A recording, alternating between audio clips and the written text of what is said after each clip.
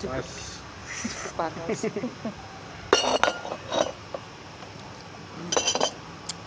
Hai, apa kabar good people? Senang sekali karena kita bisa berjumpa kembali lewat No Can Show Channel pada kesempatan hari yang sangat baik ini. Kita ada di hari ke-25 di bulan Maret 2020. Ya, kami bisa hadir. Kami juga sesuai dengan protap yang ditetapkan oleh pemerintah. Kami tidak kumpul-kumpul, tapi kami sedang jaga jarak ini. Oh iya, nanti lihat saja. Iya, sedang jaga jarak ya. Ini 1 meter. Oke. 1 meter. Oke, baik good people. No Can Show Channel, kami hadir untuk sedikit memberi warna mungkin bagi good people yang saat ini tengah ada dalam self isolation ya, karantina mandiri, sedang berkumpul bersama keluarga, mungkin seperti kami juga sedang ngeteh-ngeteh bareng ya.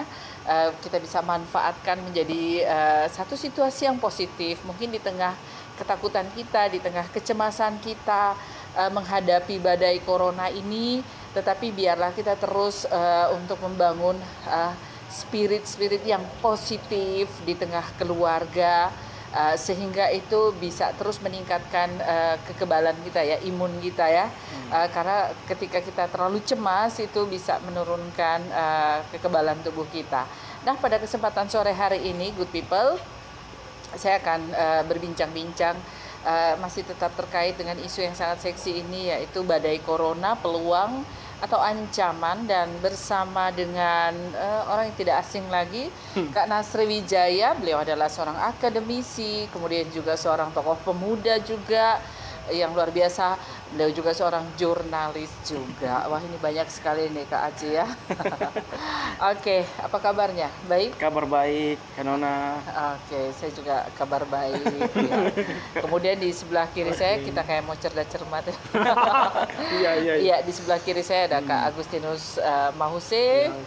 Seperti kita ketahui juga, beliau adalah seorang figur budayawan muda juga yang sangat care sekali terhadap upaya pelestarian budaya dari Marori Mengge ya, dan juga budaya-budaya lokal yang ada di kawasan Taman Nasional Wasur.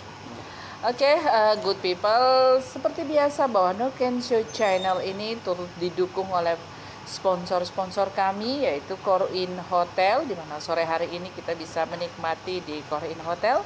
Kemudian didukung juga oleh Swiss Bell Hotel, Halogen Hotel, Valentine Cafe, Pinang Sire Resto, kemudian Fiona Cake, Mirajaya Bakery, Rumah Makan Weda Seringgu, Donat Kiran Patisserie, kemudian juga Muka Makan Cake, Eramas Group, Sinarmas Multi Finance, kemudian El Floris, Waterpark Kelapa Gading, Pele Clothing, Namek Store, Rumah Kopi De Warung, dan Kreatif Kaos. Oke. Silakan diminum dulu nih kakak-kakak. Ini hangat-hangat ya. Iya, hangat-hangat. Ini pasti menjadi satu kekhawatiran mungkin saya dan juga kakak-kakak ya. Pasca social distance ini takutnya ada sedikit kenaikan bobot tubuh. Bobot mutu dan kualitas. Ini peluang atau ancaman juga nih? Ya, ada peluangnya dan ancamannya. Dua-duanya bisa dilihat tuh dari perspektif yang berbeda. Sekarang kita mulai dari perspektif kalangan akademisi dan juga tokoh pemuda nih. Oke. Bagaimana menurut Kak Nasri Wijaya ya, terkait bagaimana kita badai corona ini dilihat dari sisi peluang atau ancaman? Oke, terima kasih Kak Nona. Jadi semenjak mulai ditetapkannya Kabupaten Merauke sebagai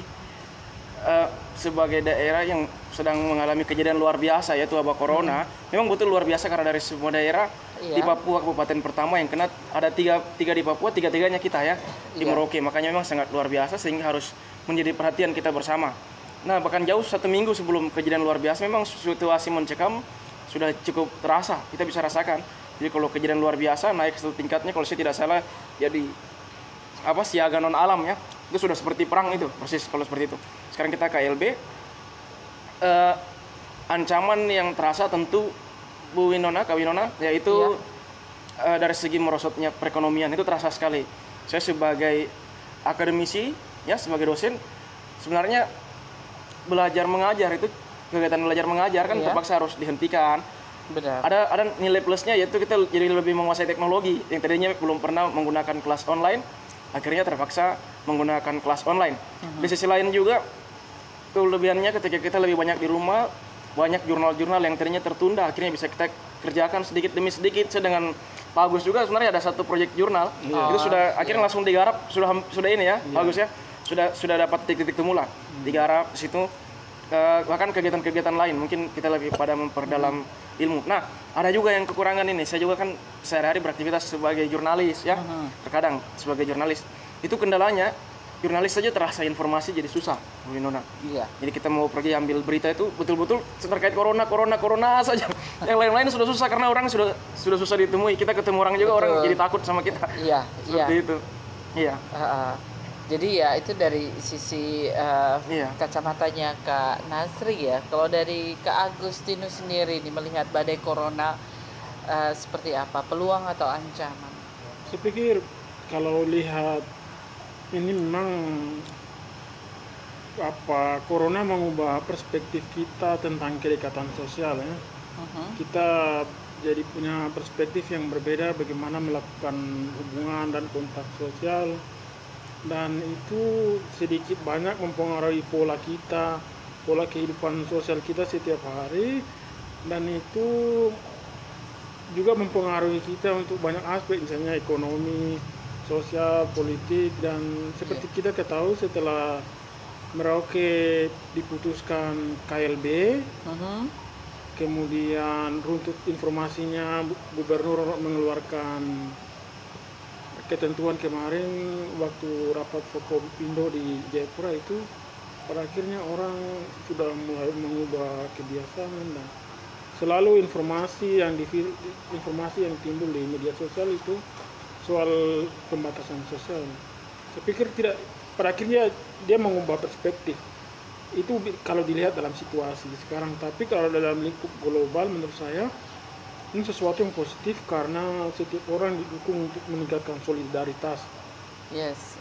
Solidaritas antar negara, solidaritas pada level kita juga di tingkat kabupaten, anak-anak muda, misalnya Pak Nasri, mereka sudah mulai bergerak dengan KNP bagaimana membangun solidaritas. Saya pikir itu hal-hal positif dari segi sosial yang mesti kita harus hargai bahwa dalam situasi ancaman corona ini ada nilai-nilai baru yang kita temukan karena perubahan sosial. Iya, saya juga setuju ya, Kak Nasri ya. Mungkin yang sebelumnya tidak usah lihat terlalu jauh di luar ya, dalam keluarga saja ya. Betul. Kayak back to family, back to home kayak gitu ya. Mungkin kita yang sehari-harinya sangat sibuk dikejar ini itu, anak-anak juga seperti itu. Mungkin hanya menjadikan rumah cuma untuk tidur, kemudian sudah beraktivitas lebih banyak di luar rumah kayak gitu ya. Mungkin kayak saya juga merasakan kayak sekarang dalam masa-masa seperti begini, jadi punya banyak waktu bersama anak-anak. Jadi sepertinya kita tersedot oleh badai corona ini, seperti kita dimurnikan gitu untuk back to home, back to family. Mungkin terbatas ya, karena kita tidak bisa kemana-mana.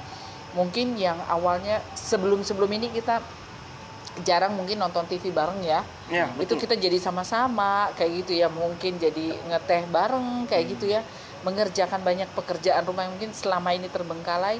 Jadi kita seperti tersedot kembali untuk berdiam diri, mengambil waktu. Dan kebetulan juga 25 Maret 2020 ini ya, teman-teman kita, kerabat kita umat Hindu sedang merayakan Hari Raya Nyepi juga ya, Tahun Baru Saka 1942. Seperti kita jadi ikut semua tersedot seperti itu. Dan ini juga dari kacamata saya juga melihat ini sebuah peluang yang luar biasa. Kita kalau di media sosial, kalau kita ikuti, semua bisa jadi ustadz, semua jadi pendeta, semua jadi rohaniawan, mengeluarkan, artinya saling menguatkan ya dengan bahasa-bahasa yang bijak, bahasa-bahasa firman Tuhan seperti begitu. Ada baiknya juga. Saya pikir di satu sisi kembali ke diri sendiri itu seperti spiritualitas baru ya. Menurut saya ketika situasi dimurnikan ini, kembali dengan ini. Menurut saya ketika spiritualitas baru kita temukan dari peristiwa ini, dan seluruh dunia kembali ke rumah, lalu orang mesti kembali ke rumah bukan dalam bentuk rumah tetapi kembali ke diri sendiri juga. Ya. Saya pikir begitu ya. Ya. Aspek spiritualitas melihat ke dalam diri kita. Ada sesuatu yang bisa kita lihat nilai positifnya gitu. Kira-kira seperti itu. Ya betul, saya juga sendiri dengan aktivitas yang cukup padat selama ini. Saya di Merauke sudah kurang lebih sekitar 3 tahun, karena menjelang 4 tahun. Itu di tahun 6 bulan pertama masih bisa sama keluarga. Setelah sudah mulai punya aktivitas yang cukup padat, itu sudah hampir tidak pernah, bahkan interaksi jarang. Nah, semenjak wabah corona ini peluangnya itu akhirnya saya bisa lagi rasa dengan keluarga, kumpul seperti hari-hari biasa. Dan mungkin momen yang cukup langka bagi saya betul-betul, dan ini mungkin bagi seluruh masyarakat dunia, kita diberikan kesempatan pertama kali, mungkin dalam hidup tidak bisa terulang yang kedua kali. Kapan lagi, maksudnya negara berikan kita waktu untuk tinggal di rumah. Selama ini kan didesak untuk kerja, kali ini kita tinggal di rumah begitu. Justru diatur, didesak untuk tinggal, stay at home, tidak boleh bahkan keluar sebenarnya. Tidak boleh bahkan keluar. Saya pikir ini impian semua orang yang selama ini sibuk ya, seperti itu. Tapi memang dengan kita aktivitas tinggi, Bu Winona, ancamannya pertama juga mungkin sedikit mengalami yang namanya mungkin kayak post syndrome power. Itu terasa sekali. Sangat terasa. Kita biasa berurusan dengan banyak orang, ketemu dengan banyak orang, tiba-tiba langsung berada dalam suasana yang sepi ya. Seperti itu. Mungkin saya merasakan mungkin kalau sudah pensiun nanti kayak begini nih, agak sedikit sensitif. Dengan keluarga juga agak sedikit sensitif. Kita bisa berhadapan dengan laptop dari pagi sampai siang hanya senang-senang, sudah itu tidur dengan keluarga ketawa-ketawa. Begitu juga tapi sensitif karena aktivitas keseharian tidak seperti itu. Tapi kemudian mulai berubah, akhirnya dengan keluarga juga jadi mulai akrab. Jadi maksudnya jadi mulai seperti kayak kembali masa-masa kecil dulu. Terakhir saya sudah senang begini waktu kuliah dulu kalau bolos kampus. Ya. Kalau bolos kampus. jadi apa nih? Ajang memang dimanfaatkan secara positif ya. Yang luar biasa. Nah, kalau kita telusuri lagi ya, ini juga di sisi yang lain ancaman ini juga terkait dengan mungkin ancaman di mata kita nih, di depan kita nih ancaman kematian. Ini juga bagi sebagian orang juga punya satu ketakutan tersendiri gitu secara spiritual. Nah, ini berarti kita kembali juga untuk bagaimana membenahi diri kita, mungkin berbalik dari sesuatu hal yang jahat yang mungkin dalam diri kita. Kesombongan kita seperti sedang dikikis ya, dikerat seperti itu. Ya, sepakat kan Nona. Kalau berbicara tentang takut akhir, saya pikir semua budaya ya di dunia punya budaya takut akhir seperti itu. Terus juga selain takut akhir, kita juga punya budaya rasa bersalah dan budaya rasa malu. Itu merupakan satu paket dalam tubuh manusia yang tidak bisa hilang. Itu menurut Profesor Matulade dalam bukunya Sire Usewere. Dia menjelaskan seperti itu. Jadi ada 3 budaya itu yang tidak akan pernah bisa lepas dari kita manusia. Nah, sekarang di sini diukurlah kita dengan kondisi seperti ini. Kita dengan perasaan takut mati ini, siapa yang mau kita dengan cita-cita yang masih tertumpuk begitu banyak ya. Bagus ya. Saya masih kepingin jadi A, B, C, D. Ini planning yang begini panjang. Belum lagi orang tua juga, keluarga di rumah masih banyak sekali berharap dengan kita untuk jauh lebih ke depan. Ketika kita beraktivitas keluar, memaksakan diri, kita manusia biasa yang tentunya kapanpun bisa mengalami penyakit COVID ya. Pasti orang tua akan sangat bersedih. Itu yang kita pikirkan. Budaya rasa malu dan rasa bersalah itu juga berlaku juga di sini ternyata. Ketika kalau saya barusan pulang dari luar nih kayak begini nih, itu semua pakaian pasti harus kita cuci, cabut, cepat-cepat, jangan sampai biasanya mungkin selama ini masih dibantu sama yang lainnya di rumah ya. Sekarang langsung cepat rendam, cuci karena takut keluarga tertular misalnya virus yang kita bawa. Itu juga rasa bersalah itu juga ada. Nah, budaya rasa malu juga tentunya ketika pemerintah sudah mati-matian memerintahkan kita di rumah, lalu kemudian kita masih terus keluar, itu harusnya kita masih malu, Bu Win. Harusnya kalau kita begini, kita kerja ya. Ya, sebenarnya kan kita keluar tapi tetap juga di luar. Tapi tidak berkumpul ya. Iya, tidak orang berkumpul. Banyak ya. Kita cuma bertiga saja. Juga melakukan hal yang positif menurut saya. Iya. Jadi kalau kita baca itu peraturannya kemarin itu di edaran bupati memang diizinkan keluar, kalau bukan diizinkan. Kalau memang harus keluar dengan kepentingan yang sangat mendesak. Ini kan menurut saya cukup mendesak ini kita mendesak sekali, apalagi Kak Agus ya dari Wasur harus ke sini. Oke, ini Kak Agus ya, kalau Kak Agus yang tinggal di Kampung Wasur atau Wasur Kampung bersama dengan masyarakat lokal yang ada di sana, atau secara global lah untuk kita punya masyarakat lokal juga yang mungkin tidak hanya di kawasan Taman Nasional Wasur tapi yang menjauh ada di kampung-kampung ya, mungkin yang belum tersentuh teknologi dan informasi. Nah, terfikir juga tidak Kak Agus, artinya bagaimana untuk mereka bisa terproteksi juga ya dari virus ini. Karena untuk kita yang di kota saja merasakan kecemasan yang luar biasa ya. Kita juga harus berpikir dengan masyarakat kita yang ada di kampung-kampung lokal yang nun jauh di sana. Kira-kira seperti apa dalam pemikirannya Kak Agus yang mungkin bisa direalisasi untuk menolong mereka? Kebetulan saya punya keluarga di Asmat. Iya. Lalu kebetulan saya punya keluarga di Asmat. Kami selalu saling komunikasi, selalu update informasi seperti apa perkembangan virusnya, seperti apa perkembangan kasusnya di Merauke, jumlahnya seperti apa. Lalu itu kami saling komunikasi sehingga arah informasinya jadi jelas. Oh sebenarnya isu ini sedang berkembang di Merauke, lalu mereka misalnya di kampung seperti apa begitu. Dan tetap kalau misalnya di Wasus tetap saya selalu komunikasi dengan bapak saya begitu, dengan keluarga dekat Iya.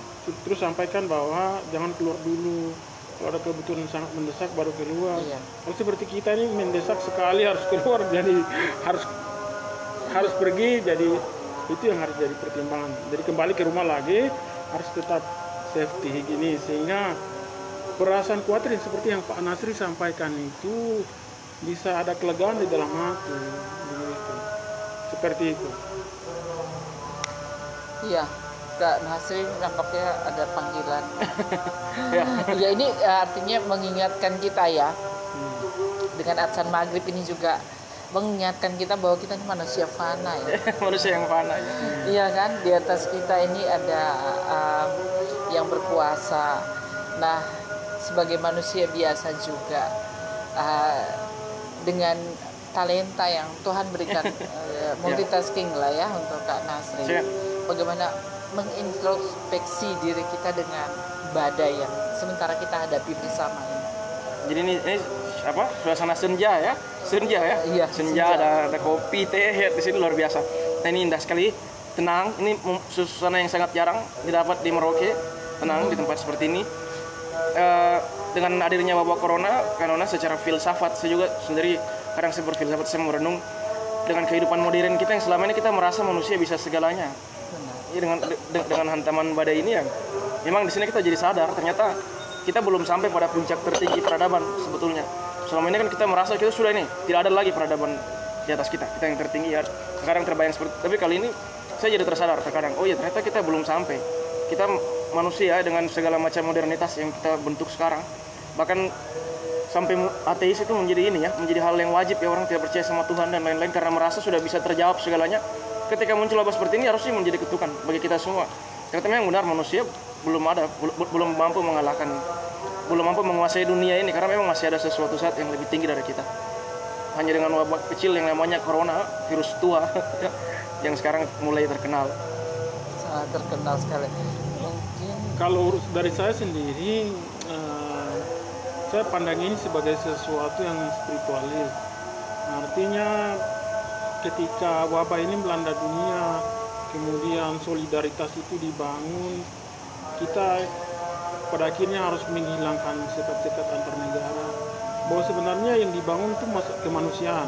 benar. Menurut saya, misalnya ketika situasi di Merauke terjadi seperti ini, yang diutamakan masalah kemanusiaan, keselamatan kemanusiaan itu yang harus dipikirkan.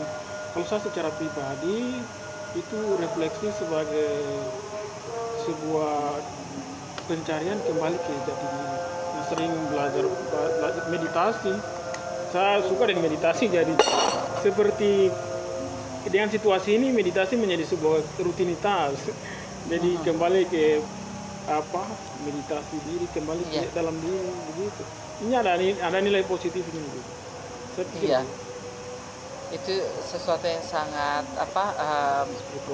spiritualis ya, artinya menyentuh ke dalam mungkin sanubari setiap orang ya, yang menyadari mungkin ada peluang lain juga nih yang mungkin dirasakan oleh setiap orang, karena kan kita di rumah, waktu-waktu yang quality time ya bersama keluarga, Dan yang pasti juga yang tidak terlewatkan ini unsur makan-makan juga. Ya. Nah ini yang pasti dicemaskan, ini kenaikan bobot tubuh ini juga peluang atau ancaman. Jadi bobot tubuh naik, bobot ekonomi menurun ya. Ke intermezzo saja ya, tetapi yang pasti ya diharapkan, maksudnya setiap kita juga yang mungkin sebelumnya itu tadi sangat jarang bertegur sapa dengan dan saya melihat di sini Kak Aci maupun Kak Agus ya, dari pemerintah semua masuk dalam satu gugus yang berpartner ya, bersinergi untuk bagaimana care terhadap masyarakat. Tapi saya juga berharap, saya ingin juga melihat bagaimana masyarakat tidak hanya menunggu pelayanan dari pemerintah, tetapi kita juga bisa memulai dari lingkungan keluarga kita, tetangga kita, mungkin bersama-sama dengan RT atau RW juga. Kita juga bisa saling subsidi silang lah, saling membantu untuk pengadaan disinfektan seperti itu ya Kak ya. Mungkin yang sebelumnya kita lihat tetangga acuh tak acuh. Nah, dengan masalah seperti ini kita sama-sama mungkin membersihkan saluran yang mampet, membersihkan kotoran-kotoran. Nah ini kan menjadi media yang walaupun tidak dalam rangka, maksudnya seperti himbauan pemerintah ya, berkumpul untuk sesuatu yang tidak mendatangkan manfaat, tapi bagaimana justru untuk mungkin kebersihan kayak seperti itu bagaimana kalau Kak Aci melihat itu juga sebenarnya juga akan menjadi peluang yang baik untuk kita bisa saling care kan. Jadi dari segi kebersihan juga mutul meningkat sih. Kita jadi lebih banyak menjaga kebersihan ya. Datang pulang ke rumah langsung cuci tangan misalnya, mandi segala macam. Sudah keluar seperti ini. Iya. Tapi maksud saya di sini maksudnya kepedulian dan kesadaran kita sosial. Tidak secara sosial. Oke, memang kita semua ada dalam social distance ya. Tetapi juga maksudnya untuk membantu pemerintah, kan ini sementara pemerintah sedang gencar-gencarnya melakukan penyemprotan disinfektan yang membutuhkan biaya yang cukup besar juga. Nah maksudnya kita sebagai warga masyarakat mungkin bisa saling menyumbang, begitu maksud saya. Oh iya. Iya, maksudnya seperti itu, tidak harus juga menunggu dari pemerintah, tetapi kita sama-sama berjibaku. Seperti yang tadi saya bilang, masalah solidaritas. Iya, maksudnya membangun solidaritas. Jadi kalau solidaritas kan Indonesia, saya dengan teman-teman dari pemuda sini, kita KNPI itu kemarin kita sudah bergerak dan kita menggalang beberapa penjahit ya, menggalang beberapa orang penjahit itu di pemberitaan itu sudah cukup masalah itu tersampaikan ke publik. Di situ kita bersama-sama penjahit-penjahit itu, kalau saya kurang tidak salah sekarang sudah sekitar 5 penjahit mau bekerja sama dengan kita. Barusan juga tadi itu dari beberapa komunitas sempat WhatsApp juga ke saya, mau juga memberikan bantuan, dalam hal ini bantuan medis ya, ADP, alat APD, nah, alat pelindung diri ya, itu loh, Kak. untuk tenaga itu kan medis positif ya. Sekali kan. Juga kita juga membuat para penjahit itu membuat masker, walaupun memang maskernya kemarin kita sempat sharing ke kepala dinas kesehatan, katanya tidak memenuhi standar ya untuk dipakai oleh tenaga medis, tapi setidaknya bisa membantu masyarakat. Bahkan dari KNP juga kemarin dapat sumbangan 40 meter kain dari Pak Distrik ya. 40 meter itu kainnya kain batik itu mewah sekali kalau jadi baju, itu luar biasa. Oh, itu untuk apa? Masker? Untuk masker, makanya anak-anak pada bimbang ini jadi masker atau jadi batik, ini bagus sekali kainnya. Kain batik yang mewah. Iya, ya artinya ada kegerakan ya untuk saling berjibaku begitu maksudnya. Ini kan juga ini peluang kan berarti. Jadi jiwa sosial terketuk. Bahkan penjahit itu luar biasanya karena ketika ditanya sudah pernah kegiatan kemanusiaan, dibilang ini baru pertama kali kemampuan menjahitnya dilibatkan dalam kegiatan kemanusiaan. Wah, sebenarnya saya juga bisa menjahit ya. Iya. Menjadi informasi. Oke. Ya, baik.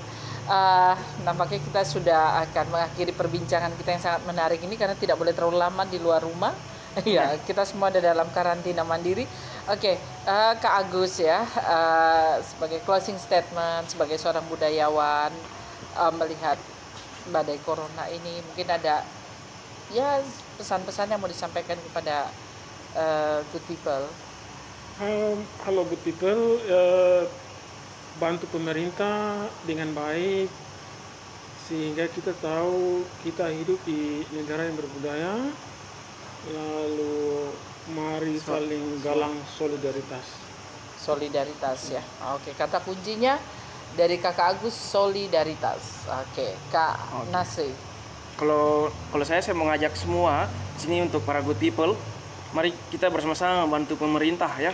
Kita membantu pemerintah itu kembali kepada kesadaran kita masing-masing untuk lebih safety pada diri sendiri dalam hal ini, mungkin untuk tidak keluar terlalu banyak di luar rumah, dan juga lebih banyak menjaga kebersihan ya di rumah, lebih banyak dipel menggunakan cairan desinfektan ya. Kalau mungkin seperti itu, ingat teman-teman, tidak ada yang mampu menyelamatkan diri kita selain kita sendiri. Saya kutip kata-katanya kalau tidak salah itu Mahatma Gandhi ya. Apa yang kita pikirkan hari ini itu mempengaruhi hidup kita besok. Begitu. Itu sempat tadi juga dengan Pak Angga sempat diskusi tentang itu. Apa yang kita pikirkan hari ini itu mempengaruhi hidup kita besok. Jadi apa yang kita pikirkan hari ini, kita berpikir untuk menjaga kebersihan, untuk menghindar dari corona. Saya pikir nanti akan ada nilai. Tidak ada satupun kejadian di dunia yang tidak menghasilkan nilai yang besar. Ya. Mungkin masyarakat dunia yang sekarang sudah mulai tidak mencintai lingkungannya lagi. Setelah kejadian corona ini, saya yakin akan ada perubahan besar-besaran setelah kita keluar dari ketakutan. Iya. Setelah kita keluar dari ketakutan. Tadi dengan Pak Agus juga sempat juga kita bahas tentang ini ya, tentang orang yang melewati masa trauma ya. Ternyata orang trauma ketika masih kecil sering dipukul, masa kecil pernah mengalami kekerasan baik seksual dan lain-lain, itu berpengaruh terhadap kehidupan sampai dengan besarnya.